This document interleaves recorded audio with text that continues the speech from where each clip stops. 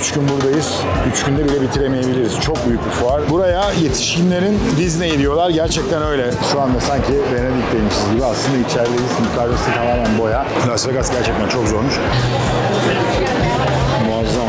100 bin dolara ne alınır, 200 bin dolara ne alınır, katlıya katlıya böyle yüksele ara videolarda göstereceğim. Orada zaten bütün operasyonu Bartu yapacak. Çok ilginç bir özelliği var. Ben dünyada başka hiçbir yerde görmedim. Vegas seyahatinin en heyecanlı yeri. Dünyanın her yerinde bir parça yapılmış. Her şey buraya gelmiş ve burada birleştirmişler. Amerika'da yaşamak, Amerika'ya yerleşmek isteyen çok fazla insan var. Bir yerlerde çok popüler olduktan sonra herkesin bütün gösteri dünyasının hayali Las Vegas'a gelip burada sahne almak.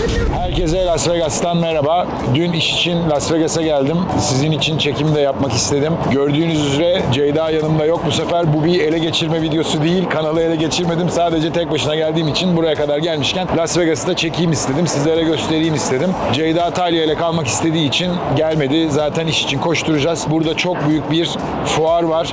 Hem ürün bakmaya geldik hem depo için müşterilerimizle görüşmeye geldik. 2 tane Türkiye'den, bir tane de Amerika'dan müşterimiz fuara katılıyor. Onlarla görüşmeye geldik ve yeni müşteriler bulmaya geldik. Amerika'dan ihracat yapan müşterilerle tanışmak için geldik. Dolayısıyla bu bir iş seyahati olduğu için de Ceyda gelmek istemedi. Ben de elimden geldiği kadar vakit buldukça size Las Vegas'ı gezdireceğim. Burası gerçekten görülmesi gereken bir şehir. Dünyanın en aydınlık noktası Las Vegas. Çünkü çok fazla otellerin ışıkları var. Meşhur, arkamda gördüğünüz cadde meşhur Las Vegas Caddesi. Ve bu cadde aslında Las Vegas şehrinin sınırları içerisinde değilmiş. Las Vegas'ın en ünlü caddesi olmasına rağmen. Öğrendiklerimi sizinle paylaşacağım. Daha önceden bildiklerimi sizinle paylaşacağım. Güzel restoranlara gideceğiz. Otelleri gezeceğiz. Otellerin içini çekemeyebilirim. Bilmiyorum. Girer girmez her yerde kumarhane olduğu için biliyorsunuz Las Vegas aslında bir kumarhane şehri. Kumar burada yasak değil.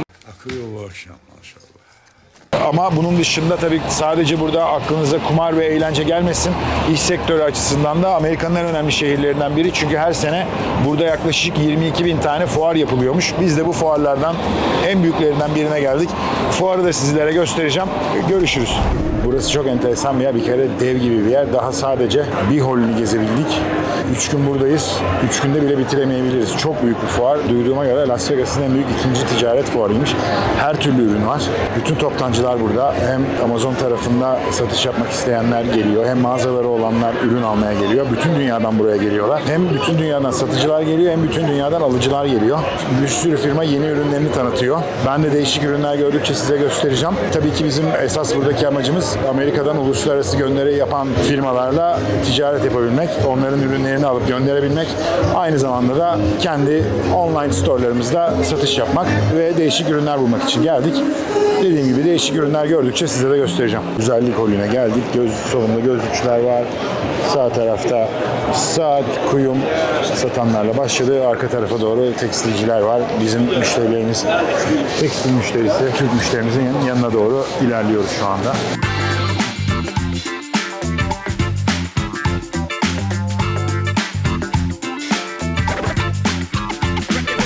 Şimdi fuardan çıktık.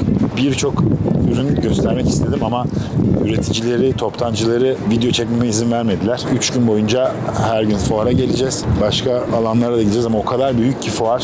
Bugün sadece bir holunu yapabildik. Gerçekten gelinmesi gereken bir fuar. Özellikle Amazon'da ürün satıyorsanız veya dünyanın herhangi bir yerinde ürün satıyorsanız kesinlikle Las Vegas'ta bu fuara gelinmesi gerekiyor. ASD denilen bir fuar. Çok memnun kaldık. İş için gerçekten önemliydi. Yarın ve öbür gün çekmeye çalışacağım tekrar. İzin isteyeceğim. Bugün biraz daha iş için zaman geçirdiğimiz için açıkçası çok videoya zaman ayıramadım. Ama şu anda değişik bir deneyim bizi bekliyor. Elon Musk'ın yaptığı Hyperloop, yani tünellerle, Tesla arabalarla ve Las Vegas'ın öbür tarafına geçeceğiz. Açıldı artık bu. Çok reklamları yapılıyordu. Hyperloop. Bakalım neymiş, biz ilk defa giriyoruz. Sizle de bu deneyimi ortak edeceğiz. Merdivenden aşağıya iniyoruz. Gideceğiniz yeri söylüyorsunuz. Tesla arabalar tünellerden hızlı bir şekilde gideceğiniz yere sizi bırakıyorlar. 5 numaraya yönlendirdiler. Fuara geldiğimiz için servis ücretsiz.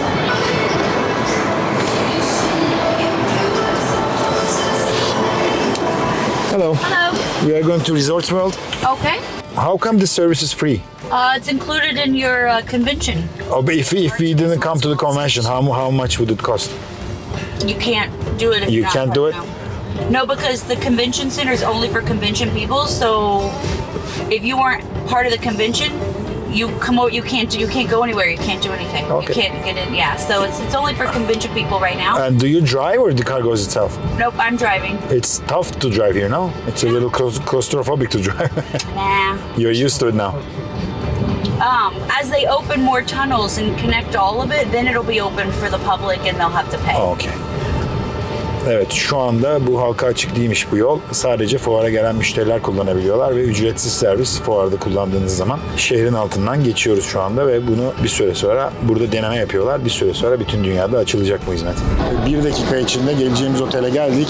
Bu otele daha önce hiç gelmemiştim. Şimdi otelin içinde size göstereyim. Resorts World diye bir otel. Burada bu arada her otelin, kumarhane oteli olduğu için her otelin kendi alışveriş merkezleri var ve bütün lüks markalar var. Lüks markalardan belki 5 tane, 10 tane var. 10 tane Gucci var, 10 tane Louis Vuitton, 10 tane Chanel. Çünkü herkes kumar oynuyor, para kazanıyor ve kaybediyor ve dünyanın her yerinden insanlar geldiği için her yer alışveriş merkezi. Bakın içerisi gerçekten çok güzel.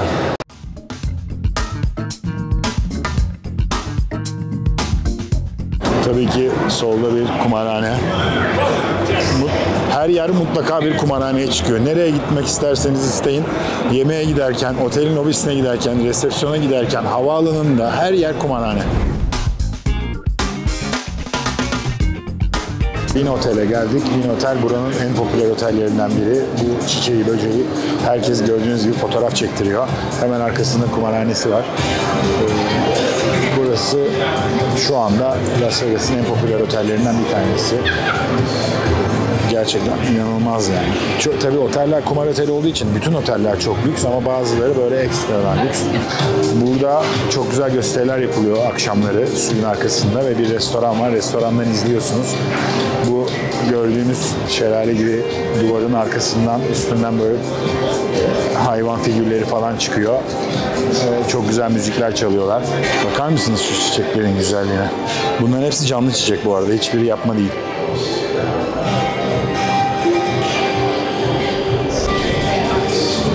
Otellerden otele geçmek için çoğunlukla butik alışveriş merkezlerinin içinden başka otele geçiyorsunuz. Otelin çıkışı bu şekilde oluyor. Aslında her şey çok düşünülmüş. Kumardan çıkıyorsunuz, alışverişinizi yapıyorsunuz ve başka otele geçiyorsunuz. Her şey para üzerine kurulmuş bu şehirde. Tam günahlar şehri demelerinin sebebi de o herhalde. Kumar oynamıyorsanız bile Vegas'ta yapılacak çok şey var. Mesela ben kumar pek anlamam yani. Çok sevdiğim bir şey değildir. Çok öyle aramam yani. Ama bu Vegas'a 10. gelişim.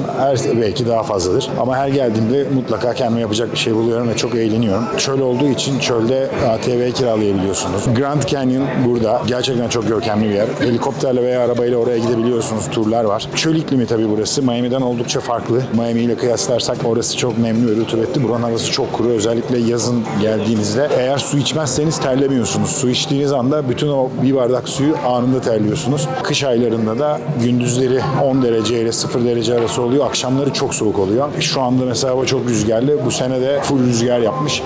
Kış aylarında soğuk, yazın oldukça sıcak bir yer. Ama genelde güneşli, çok böyle yağmur olmayan, çok bulut olmayan bir yer. Kurak çöl iklimi olduğu için. Evet, şu anda otelden çıktık. Burası da yine herkesin fotoğraf çektirdiği bir yer. Buraya yetişkinlerin Disney diyorlar. Gerçekten öyle. Şu anda Venetian yani Venedik Oteli'nin içindeyiz. Ve girer girmez tabii ki Venedik Oteli'nin alışveriş bölümüne giriyorsunuz. Burada insanlar gondolla geziyorlar otelin içinde ve tavanlar bulut gibi boyanmış, sanki dışarıdaymışsınız gibi bir his veriyor. Birisi Palazzo Otel, birisi de Venetian. İkisi de buraya aynı yere bağlanıyor. Şu anda sanki Venedik'teymişiz gibi. Aslında içerideyiz. Yukarısı tamamen boya ve gondolla gezdiriyorlar. Buradan kiralıyorsunuz. Bazen evlilik teklif edenler oluyor ve herkes alkışlamaya başlıyor. Şimdi güzel bir İtalyan restoranı var. Orada bir şeyler atıştıracağız. Videoda nasıl hissediliyor bilmiyorum ama buradaki hissiyatımız gerçekten şu anda dışarıda gibiyiz. Zaten birazcık da soğuk yapıyorlar. Kliması da farklı veya ufak böyle bir esinti gibi de geliyor. Nasıl onu yaptılar bilmiyorum. Gerçekten şu anda İtalya'da bir sokakta gibi hissediyorum kendimi. Buraya çok defa gelmemiş olmama rağmen her seferinde sanki hakikaten şöyle gözünüzü kapatıp açtığınızda öyle bir yapmışlar ki en ufak detaylarına kadar şunların hafif yamuk, eğik olması bile, ufak tefek pürüzler, binaların dışındaki hafif toz efekti inanılır gibi değil yani bunu. Ve bu çok eski bir bina burası. Venedik Otel'in dışı da böyle arkadaşlar. Gondollar, suyu, havuzu. Gerçekten kendinizi Venedik'te zannediyorsunuz.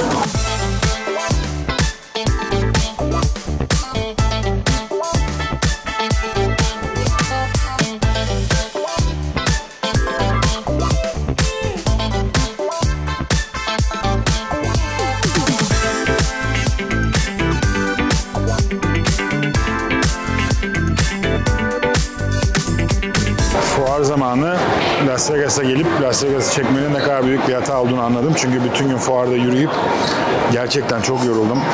Bütün gün insanlarla konuştuk.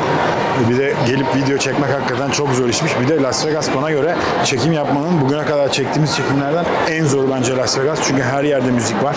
Biliyorsunuz müziklerde de bir telif hakkı var. Ve artı sesim duyulmuyor. Her gittiğim yerde, birçok yerde çekim yapmaya çalıştım. Her yerde yani birçok yerde sesten dolayı çekim yapamadan bölgeden ayrılmak zorunda kaldım. Las Vegas gerçekten çok zormuş. Ama fuar kısmı çok güzel geçti. Fuarı zaten şirketimizin Instagram'ında müşterileriniz için anlatacağım. Oradan da dinleyebilirsiniz. Fuarı merak edenler varsa kanalımızın konusu olmadığı için burada bir şey anlatmak istemiyorum ama şirketimizin Instagram sayfasında anlatacağım fuarla ilgili izlenimlerimi. Şu anda Forum diye bir alışveriş merkezine geldik. Eski Roma konseptli bir alışveriş merkezi fakat çok ilginç bir özelliği var. Ben dünyada başka hiçbir yerde görmedim. Yeni de bir şey değil aslında. Çok eskiden beri var. Dönen eğimli yürüyen merdivenleri var. Şimdi göstereceğim. Ben ilk geldiğimde çok şaşırmıştım ve başka dünyanın hiçbir yerini görmedim. Çok popüler bir alışveriş merkezi. Buradan çıktıktan sonra da Gordon Ramsay'nin restoranlarından birine gideceğiz. Gordon Ramsay'i yemek işlerini takip edenler yakından biliyordur. Master Şeflerden biri. Toplamda Amerika'da 20 tane restoranı var. Bunun 10 tanesi Las Vegas'ta.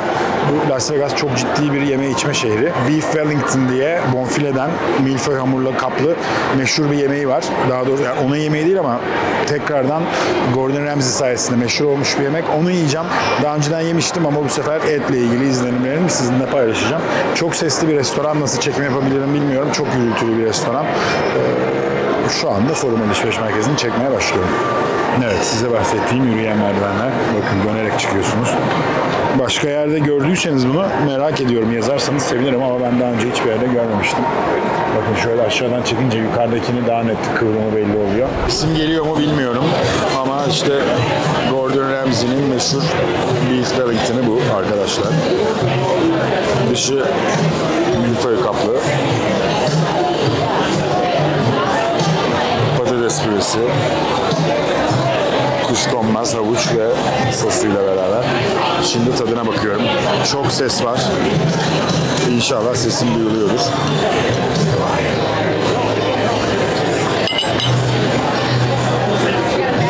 Muazzam. Dışı çıtır, içi yumuşacık. Tam istediğim gibi pişmiş. Ben böyle az pişmiş yerim etini. 3 parçalık bir fiksi var isterseniz ayrı söylüyorsunuz. Tek başına eti söylerseniz $70 ama öncesinde ya Sezar salatası ya soğan çorbası, et ve buranın meşhur bir tatlısı var. Üçünü söylerseniz $79. Anlamadığım bir şekilde dışarıda bir restoranı daha var Gordon Ramsay'nin. İsmi Hell's Kitchen. Rezervasyon yapmak neredeyse imkansız. 3-4 hafta önceden rezervasyon yapılıyor.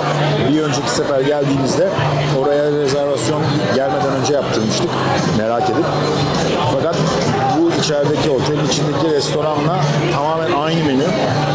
Büyük bir hayal kırıklığı oldu bizim için. Aynı yemekler ve fiyatlar aşağı yukarı 1,5 kat daha pahalı. Tamamen aynı şeyi yiyorsunuz. Aynı menü. Bir tek restoranın ismi farklı. Bir tane bile farklı yemek yok. Biraz ortam daha sessiz sadece. 1,5 kat daha pahalı. O yüzden Las Vegas'ta Gordon Ramsay'i merak edersiniz. Hell's Kitchen'a değil, Caesars Palace'ın içindeki öbür Gordon Ramsay restoranına gelebilirsiniz. Bildiğiniz üzere Las Vegas bir kumar şehri. Daha önceden de bahsetmiştim. Bütün oteller burada kumarhaneyle dönüyor. Las Vegas'ın kumar gelirlerinin Amerika'ya katkısı yıllık $17 milyar ve her sene buraya 44 milyon turist geliyor. Bunların tabii hepsi kumara gelmiyor. Las Vegas'ın toplam gelirinin kumara oranı sadece %40'larda. Dolayısıyla %60'da otellerden, restoranlardan, fuarlardan kazanıyor Las Vegas. Las Vegas şehrin içerisinde 150 bin tane yatak var. O kadar otel var ve burada şehirler çok ufak ufak küçük bir ilçe gibi düşünün aslında. Yani Las Vegas şehri dediğimiz zaman bütün Nevada değil. Birazcık 10 dakika araba kullandığınız zaman şehrin dışına çıkıyorsunuz. Hatta o ana cadde Las Vegas Caddesi dediğimiz cadde, Las Vegas Strip denilen cadde, en meşhur caddesi. Las Vegas şehrinin içinde bile değilmiş. Buraya 5 senedir gelmiyordum. Bana daha az gibi geldi ama Covid hepimizin zaman mevhumunu aldı. 2 yılımızı sildi. Ben bir hesap yaptım. 5 senedir Las Vegas'a gelmemişim ve çok değişmiş Las Vegas. Çok ciddi değişiklikler var. Bir sürü yeni yer açılmış. Ortağım Bartu ile beraber geldim. Bartu benim tüm şirketlerimde ortağım. Komik bir şey söyledi. Bartu sen bir sene içinde kaç kere geldin Las Vegas'a? Bu 3. oldu. Neden 3 kere geldin Bartu Las Vegas'a? Ne var burada? 3 kere bu kadar yani ben 5 senede bir geliyorum da sen 3. kere bir sene içinde 3 kere ne var seni burada bu kadar cezbeden arkadaşım? Sanat bu. Sanat. Her şey sanat. Müzelere mi geliyorsun? Müzelere. Görüyorsunuz sanatları. Çektik zaten. Bartu bu arada şöyle. Bartu 22 senedir Amerika'da yaşıyor. 17 senedir de emlak sektörünün içinde. Bizim ilk tanışmamız da zaten emlak sayesinde oldu. Ve ortak olduk. Bütün bizim şirketimizin bütün gayrimenkul alım satımlarını Bartu yapıyor. Hem Florida'da tabii birçok evlerimiz Florida'da ama başka yerlerde de yapıyoruz. Burada niye bir ev almıyorsun? Daha hala Florida'dayız. Florida'da almak daha mantıklı. Öyle mi? Zaten geldiğimiz zamanlar burada oteller genellikle bedava oluyor. Yok ben hayır. Belki alırsın kiraya veririz diye şey yapıyorum. Yok hala kira yüzdemiz Florida'da dahiliz. Belki Florida'da yer değiştirebiliriz. Güney Florida'dan Kuzey Florida'ya çıkabiliriz ama Florida hala bizim için en güzel. Biz bu arada Bartu'ya hiç karışmayız. Bartu ofise geliriz. Bartu der ki beyler ben böyle bir ev aldım. Tamam ne yapacağız? Kiraya vereceğiz. Tamam kiraya vermeyeceksek içini yapacağız. Hiç kendi kendine ev alır, ev satar. İlginç bir yorumlarda hep yazıyorsunuz. Oradaki evleri görebilir miyiz? Çünkü hep bir şey vardır ya Miami'de İstanbul'da alacağımı Miami'de alırım diye bir olay çıktı biliyorsunuz. Göstereceğim size. Yani 100 bin dolara ne alınır, 200 bin dolara ne alınır katlaya katlaya böyle yüksele ara videolarda göstereceğim. Orada zaten bütün operasyonu Bartu yapacak. Tabii ki ben de çok uzun süredir bu işin içinde olduğum için zaten mimarım. Birlikte yapıyoruz ama Bartu'nun tabii sokak bilgisi var. Benden çok daha uzun süredir bu işi yaptığı için orada Bartu'dan destek alacağız. Evlerin birçoğunu bize Bartu gezdirecek, gösterecek. Görüşürüz. Vegas seyahatinin en heyecanlı yeri. In-N-Out Burger'a gidiyorum. Hamburgerci. Her Las Vegas'a geldiğimde mutlaka gidiyorum. Sadece Las Vegas'a değil Amerika'nın bu kıyısına, batı kıyısına geldiğim zaman gidiyorum. Çünkü bizim orada yok. Sadece Amerika'nın batı kıyısında var. Gerçekten çok lezzetli. Menüde gizli ürünler var. Bunlardan en popüleri Animal Style diyorsunuz. Sadece müdavimlerin bildiği böyle şifreli ürünler var. 1948 yılında yanılmıyorsam kuruluyor bu. Tek bir dükkan olarak açılıyor Kaliforniya'da. In-N-Out olmasının sebebi de insanlar arabayla giriyorlar, alıyorlar ve çıkıyorlar. O zaman böyle oturma yeri yok. Daha sonra sahipleri vefat edince babadan oğula geçiyor. İkinci jenerasyonunda büyük abisi bir uçak kazasında vefat ediyor. 2 sene sonra kardeşi vefat ediyor ve o dönem 18 yaşında olan kızlarına kalıyor. 30 yaşına geldiği zaman hisselerin %50'sini alıyor. Daha sonra şu an yanılmıyorsam 38 yaşında falan olması lazım. Geri kalan hisseleri alıyor. %50'sini aldığı dönem Amerika'nın en genç dolar milyarderi oluyor. Şu andaki serveti de 3 ile 5 milyar dolar arası olduğu tahmin ediliyor.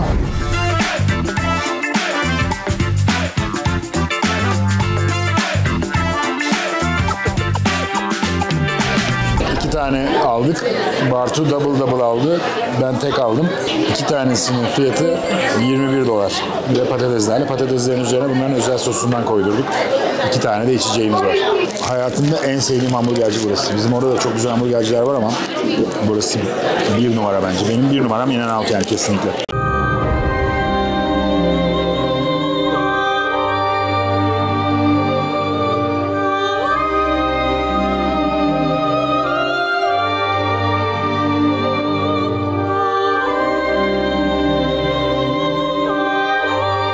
Kamerayı kapatıyorum. Çünkü yemeğin keyfine varmak istiyorum. Bu dönme dolaba binmeye gidiyorum. Daha önce hayatımda hiç binmedim bu arada. Daha önce buraya geldiğimizde Ceyda ile hadi gel binelim dedim. Neymiş görelim bakalım. Fakat aramızda kalsın Ceyda korktu ve binemedik. Böyle şeylerden korktuğunu söyledi. O yüzden hazır Ceyda da yokken size de belki tepeden Las Vegas'ı daha güzel gösterebilirim.